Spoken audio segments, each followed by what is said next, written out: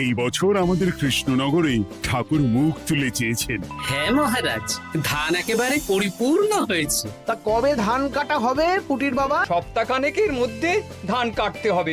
বেশ বেশ, তাহলে তো ভালোই হলো। এই মাসের শেষের দিকেই তো নবাব বাহাদুরকে শস্যের খাজনা পাঠানোর কথা। হ্যাঁ মহারাজ, এবারে নবাব বাহাদুর খুশি হবে। ঠিক বলেছ গোপাল।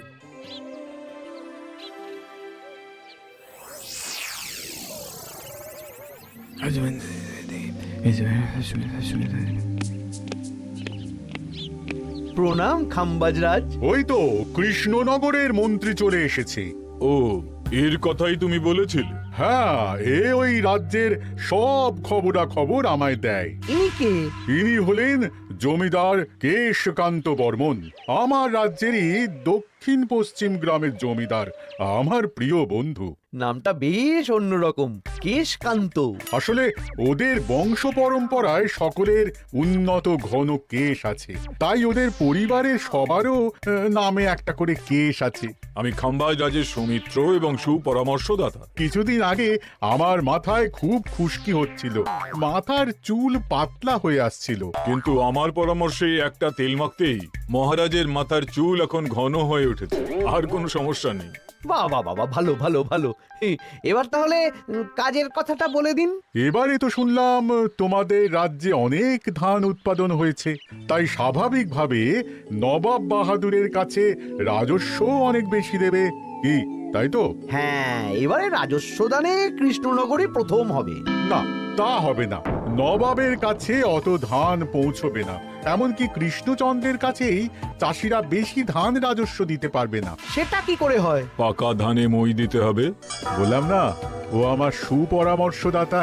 হ্যাঁ, আমার মন্ত্রীকে বাণিজ্যের কাজে বাইরে পাঠিয়েছি কিছুদিন, তাই কেশকান্ত মাঝে মধ্যেই আমার কাছে আসে, গল্পগুজব করে আর সুপরামর্শ দেয়। কিন্তু আমি কি করব? তুমি রাতের অন্ধকারে চাষিদের ধান জমিতে পাকা ধানে মই দিয়ে দাও, এমন ভাবে কাজটা করবে যাতে কাকপক্ষীতেও টের না পায়। আর তাতে আমার লাভ? প্রত্যেক বছর নবাব রাজস্ব দানে বিজয়ীকে 3000 মোহর দেয়, আমি তোমাকে তার থেকে 1000 মোহর উপহার দেব। 1000 মোহর? হ্যাঁ হ্যাঁ, যাও যাও যাও, কাজটা শুরু করে দাও। আচ্ছা।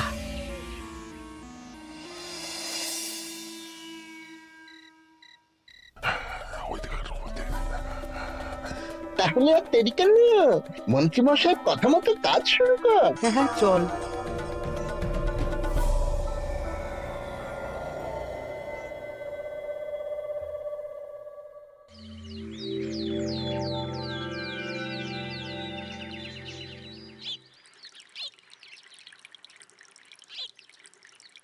এবারে তো চাষাবাদ বেশ ভালোই হয়েছে। আশা করি নবাব বাহাদুরের কাছ থেকে এবারে আমরাই পুরস্কার পাবো। হ্যাঁ মহারাজ, সারা বাংলায় কৃষ্ণনগরের মতো উৎপাদন এই বছরে কোথাও হয়নি। সর্বনাশ হয়ে গেছে মহারাজ, সর্বনাশ হয়ে গেছে। কি সর্বনাশ হয়েছে গো পুটির বাবা? গতকাল রাতে আমাদের সব জমির পাকা ধানে মই দিয়ে দিয়েছে। সে কি? এবার আমরা কি করব মহারাজ? কাদের কাদের জমিতে হয়েছে এসব? যেই জমিতে তাকাবেন সেই জমিতেই এই কাণ্ড, ধান ঝরে সব মাটিতে পড়ে আছে। এবার আমরা কি করব? হায় হায় হায়, এবার আমাদের রাজ্যের কি হবে? নবাব বাহাদুরকে তো জবাব দিতে পারবো না। বড় বিপদ হয়ে গেল, রাজ্যে গ্রহের প্রকোপ নেমে এলো। ও, আর কদিন পরেই আমার টেকে আসবে 1000 মোহর। ঠিক আছে, তোমরা সবাই এখন বাড়ি যাও। না, আমার মন মেজাজ ভালো নেই।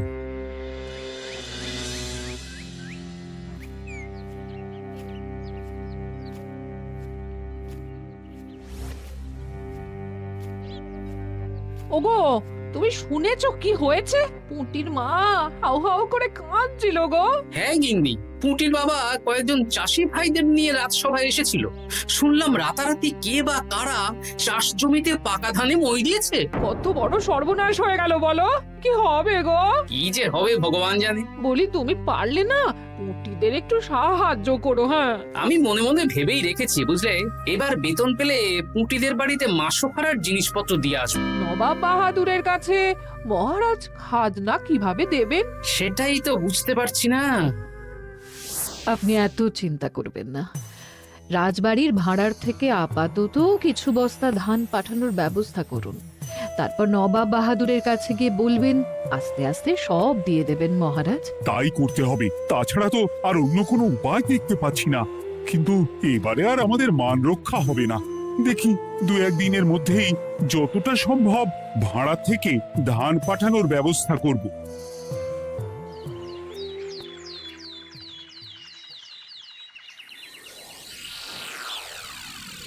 এই বছর 10,000 বস্তা ধান রাজস্ব এসেছে খাম্বাজ রাজ্য থেকে, 7,000 বস্তা ধান এসেছে বর্ধমান রাজ্য থেকে, আর মাত্র 100 বস্তা এসেছে কৃষ্ণনগর থেকে। তাই এই বছরের বিজয়ী রাজ্য হচ্ছে খাম্বাজ রাজ্য। খাম্বাজ রাজ্যের রাজার হাতে 3,000 মোহর উপহার হিসেবে তুলে দিচ্ছেন। আর কৃষ্ণচন্দ্র, তোমার রাজ্যের এরকম হাল কেন? এবারে আমাদের সমস্ত রাজ্যের পাকা ধানে কেউ বা কারা মই দিয়ে দিয়েছে। সেসব তোমার মাথা ব্যথা। আমার ধান কোথায়? 100 বস্তা ধান রাজস্ব, কম করে 800 বস্তা ধান রাজস্ব দেওয়ার কথা, কিন্তু তুমি তোমার কথার খেলাপ করেছো। এই বছর আমি নিরুপায় জাহাপানা। আমিও নিরুপায়। হয় তুমি আগামী 1 সপ্তাহের মধ্যে আমাকে 5,000 মোহর দেবে, নইলে নইলে কৃষ্ণনগরের সিংহাসন থেকে সরে যাবে। এত বড় শাস্তি দেবেন না নবাব বাহাদুর। আপনি অন্তত মাস 6 সময় দিন, আবার ধান চাষ করিয়ে আপনাকে প্রাপ্য ধান দেওয়া হবে। বেশি কথা বলছো কৃষ্ণচন্দ্র। তুমি 5,000 নয়, 6,000 মোহর 1 সপ্তাহের মধ্যে দেবে। বেটা গোপাল বেশি পাকা, অত কথা বলতে কে বলেছিল? গোপাল, এটা তুমি কি করলে? হায় হায় হায়! সর্বনাশের সময় যখন ঘনিয়ে আসে, তখন বিপদের ওপর বিপদ এভাবেই আসে। আমার পাওনা। আরে এখন না, এখন না, তোমাকে পাঠিয়ে দেব। ওই দেখুন, খাম্বাজ রাজের সাথে কথা বলছে। এখন বেশি কথা বললে কৃষ্ণচন্দ্র আর গোপাল সন্দেহ করবে। চলুন তো দেখি ওখানে গিয়ে কি কথা বলছে। কি কথা বলছো মন্ত্রী? মন্ত্রী আমায় বিজয় অভিনন্দন জানাচ্ছিল। বিজয় অভিনন্দন তো উপহার পাওয়ার সময় জানাতে পারতেন মন্ত্রী মশাই। যাই হোক, আপনাকে তো ঠিক চিনতে পারছি না। আমার নাম কেশকান্ত, আমি খাম্বাজ রাজ্যের দক্ষিণ পশ্চিম গ্রামের জমিদার। কেশকান্ত আমার বিশেষ বন্ধু। আপনার কেশ নিয়ে বেশ ভাব দেখছি। হ্যাঁ, ওই কদিন আগে তো খাম্বাজ রাজের মাথার চুল পাতলা হয়ে আসছিল, খুশকি হচ্ছিল আর কি। তো ওনার পরামর্শে একটা তেল মেখেই তো খাম্বাজ রাজের আবার ঘন কালো চুল ফিরে এসেছে। কেশকান্ত জমিদার হতে পারে, কিন্তু ওর অর্থনৈতিক অবস্থা তাবর তাবর রাজাদের থেকে অনেক ভালো। কয়েক হাজার বিঘা জমির মালিকও, তার সাথে চুলের তেলের ব্যবসা করেও হাজার হাজার মোহর রোজগার করে। এই, এখন চুল নিয়ে চুলোচুলি না করে চলো কৃষ্ণনগরে ফিরি। এমনিতেই মন মেজাজ খারাপ, 1 সপ্তাহের মধ্যে আবার 6,000 মোহর জোগাড় করতে হবে। হ্যাঁ, চলুন চলুন।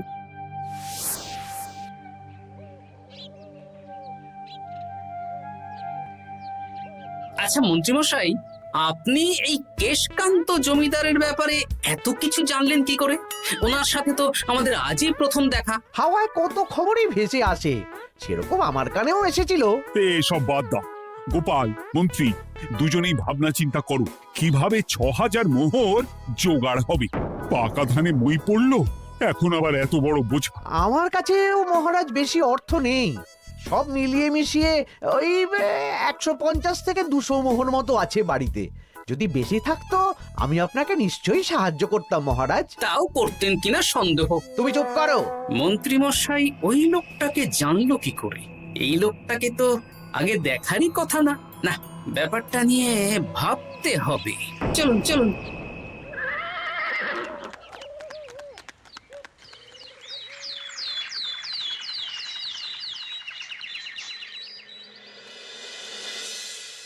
বুঝলে গিন্নি, 1 সপ্তাহের মধ্যে মহারাজকে 6,000 মোহর জোগাড় করতেই হবে, নইলে সিংহাসন ছাড়তে হবে। এখন কিন্তু আমাদের উচিত মহারাজের পাশে দাঁড়ানো। কিছু ভেবেছো কি? আপাতত আমার বিয়েতে পাওয়া আংটি বন্ধক রাখবো, আর তুমি যদি... হ্যাঁ, আমার যে দুটো গয়না কাটি আছে ওগুলো বন্ধক রাখো, পরে আস্তে আস্তে ছাড়িয়ে নেবো খন। দেখি বাকি সভাসদদেরকেও বলবো, যে যতটা পারে, তারপর ভগবানই ভরসা।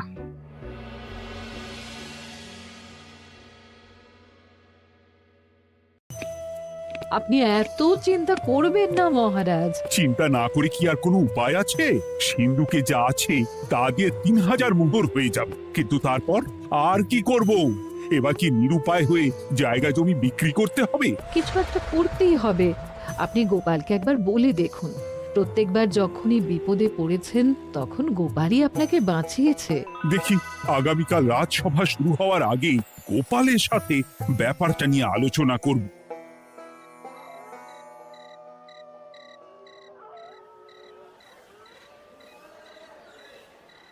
এই যে শেখরা, কি করছো? এই তো, বলুন। শোনো, আমার গিন্নির জন্য একটা হীরের হার বানাতে হবে, ওই 1000 মোহরের মধ্যে। 1000 মোহরে তো হীরের নাক, কান, গলা, হাত, পা সব গয়না, এই সব গয়না হয়ে যাবে মন্ত্রী মশাই। তাহলে বানাও, এই নাও 1000 মোহর। ওরে বাবা, মন্ত্রী মশাই, 1000 মোহর!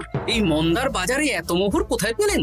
গতকালই তো বললেন আপনার কাছে 150 থেকে 200টা আছে। সে যেখান থেকেই পাই, তাতে তোমার কি? না, আমার কিছু না। শেখরা, আমি কয়েকটা গয়না বন্ধক রাখবো। দেখি কি আছে। এই সব মিলিয়ে এতে আমি 15 মোহর দিতে পারবো। বেশ, তাই দাও। আমি আমি ধীরে ধীরে শোধ করে গয়নাগুলো ছাড়িয়ে নেব। হ্যাঁ, মন্ত্রীর ব্যবহারগুলো বেশ সন্দেহজনক লাগছে। দেখি, গুপ্তচরকে কাজে লাগাতে হবে, মন্ত্রীর পিছনে ছায়ার মতো লেলিয়ে দিতে হবে।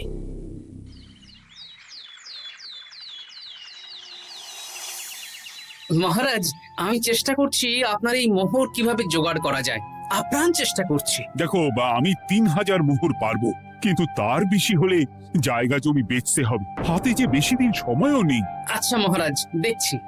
তবে মন্ত্রীমশাই চাইলেই আপনাকে 1000 মোহর দিয়ে সাহায্য করতে পারতেন, কিন্তু উনি তা না দিয়ে ওনার গিন্নির গয়না বানাচ্ছেন, হীরের গয়না। দেখি, মন্ত্রী তো কালকেই বলল ওর কাছে 150 থেকে 200 মোহর আছে মাত্র। 1000 মোহর কোথা থেকে পেল? সে উনিই জানেন। তবে তার খবর খুব তাড়াতাড়ি আশা করি পেয়ে যাব মহারাজ।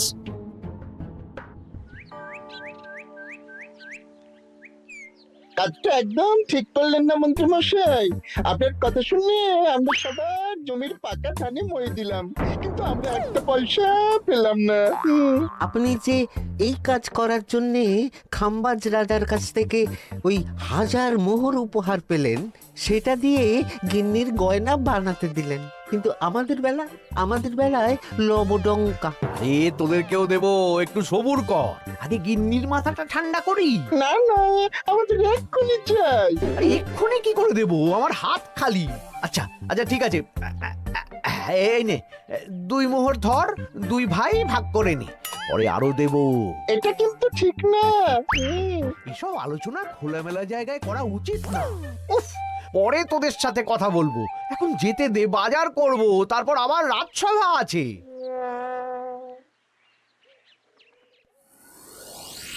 আচ্ছা, এই ব্যাপারটা মহারাজকে আর গোপাল দাদাকে জানাতে হবে।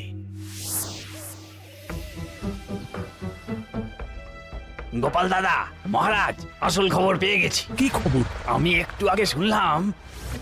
কাজটা একদম ঠিক করলেন না মন্ত্রী মশাই। আপনার কথা শুনে আমরা সবার জমির পাকা ধানে মই দিলাম, কিন্তু আমরা একটা পয়সা পেলাম না। তোদেরকেও দেবো, একটু সবুর কর। মন্ত্রী, আমি না তোমাকে বেরেই ফেলবো। মহারাজ, মন্ত্রী মশাই এখানে গৌণ, উনি অর্থের লোভে এসব করেছেন, আর ওনাকে দিয়ে করিয়েছেন খাম্বাজ রাজ। হ্যাঁ, যাতে এবারে বিজয়ী হতে পারেন। তাই আপনি এই খবর 5 কান করবেন না মহারাজ। আমি খাম্বাজ রাজ আর ওই কেশকান্তর কাছ থেকে ক্ষতিপূরণ ঠিক আদায় করে আনব। কিন্তু কিভাবে? শুনুন তাহলে।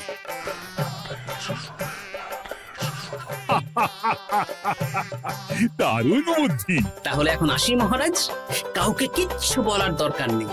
আপনি শুধু আগামীকাল সন্ধেবেলা খাম্বাজ রাজের দরবারে চলে আসুন, পারলে নবাব বাহাদুরকেও সঙ্গে করে নিয়ে আসুন। হ্যাঁ।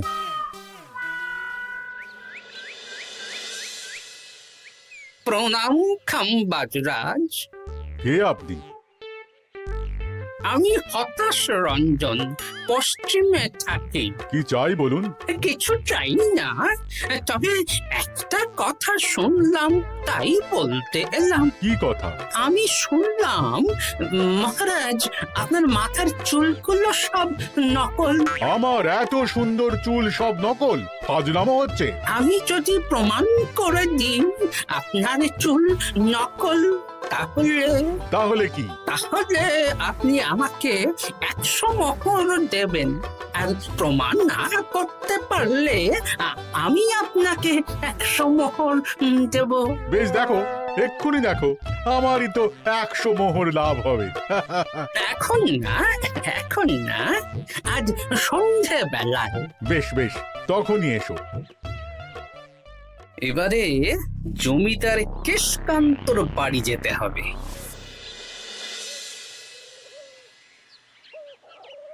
জমিদার মশাই বাড়ি আছেন? কে মশাই আপনি? আমি হতাশ রঞ্জন, পশ্চিমে থাকি। আমি বিশাল ক্ষমতাশালী লোক। কিসের ক্ষমতা? আমি রাজরাজাদের মারধর করি, চুল ধরে টানি, শাস্তি দিই। এসব কি উল্টো পাল্টা বলছেন? খাম্বাজ রাজ আপনার বন্ধু না? হ্যাঁ, প্রিয় বন্ধু। ওনাকেও আমি আপনার সামনে চুল ধরে টানবো, কিন্তু উনি কিচ্ছু করতে পারবেন না। উনি আপনাকে শুলে চড়াবেন। কিছুই করতে পারবেন না, বললাম না আমি বিশাল ক্ষমতাশালী লোক। বিশ্বাস হচ্ছে না তো? তাহলে বাজি ধরুন, 10,000 মোহরের বাজি। 10,000 মোহরের বাজি? হ্যাঁ, আজ আমি খাম্বাজ রাজের রাজবাড়ি যাব, আর আমার শক্তি প্রদর্শন করব।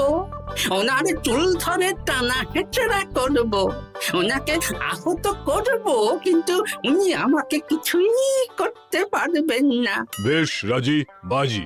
10,100 মোহর দিতে পারবেন তো? হ্যাঁ, আমি বাজি হারলে আপনাকে দেব 10,100 মোহর।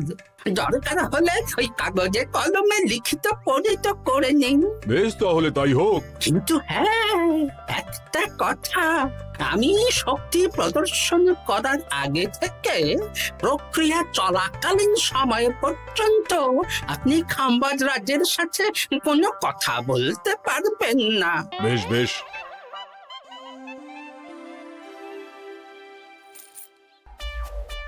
তাহলে শুরু করি।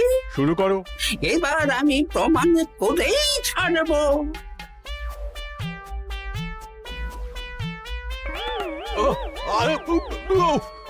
লাগছে লাগছে, বাবারে, লাগছে এই সেরেছে। লাগছে, এ তো সত্যি সত্যি চুল ধরে টানছে। লাগছে লাগছে, বাবারে, বাবা। ওরে বাবা রে বাবা, কি শক্ত! এ কি, খাম্বাজরাজ কিছুই তো বলছেন না? তাহলে কি আমি হেরে গেলাম? না না খাম্বাজ রাজ, আমার ধারণা ভুল, যা শুনেছি তাও ভুল। এবার বিশ্বাস হলো তো? দাও দাও, এবারে 100 মোহর দাও। দিন কেশকান্ত মশাই, আমাকে 10,100 মোহর দিন। এ কি, ও তোমাকে 10,100 মোহর কেন দেবে? ওনার সাথেও তো বাজি ধরেছিলাম। কি বাজি? আপনার এখান থেকে বেরিয়ে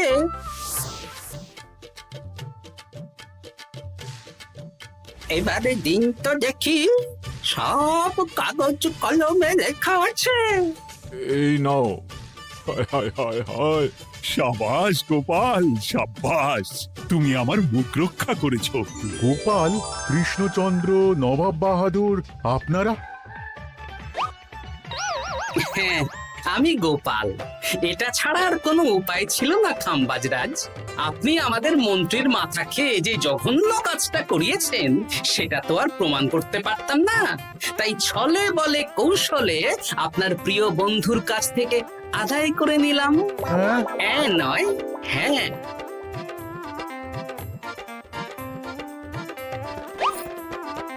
এই নিন মহারাজ। এতে কত মোহর আছে? 10,100 মোহর।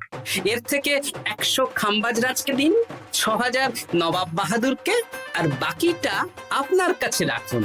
এত ধান নষ্ট হলো। কৃষ্ণচন্দ্র আমাকে সবটা বলেছে, আর ওর মন্ত্রীকেও নিয়ে এসেছি। ধোলাই খেয়েই সব বলে দিয়েছে। এই কে আছো? কৃষ্ণনগরের মন্ত্রীকে নিয়ে এসো।